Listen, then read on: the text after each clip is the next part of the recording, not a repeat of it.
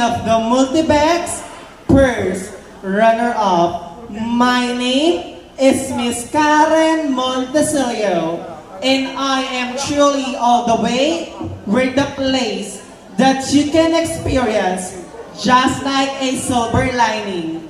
Yes, I am all the way from Tondo, Manila. But tonight, since this is a beauty pageant, allow me to stand by the name of your one and only. I am the only girl who captured the heart of Mr. Ronnie Alonte. My name is Miss Loisa Andalio, and I always believe si bis amar amor.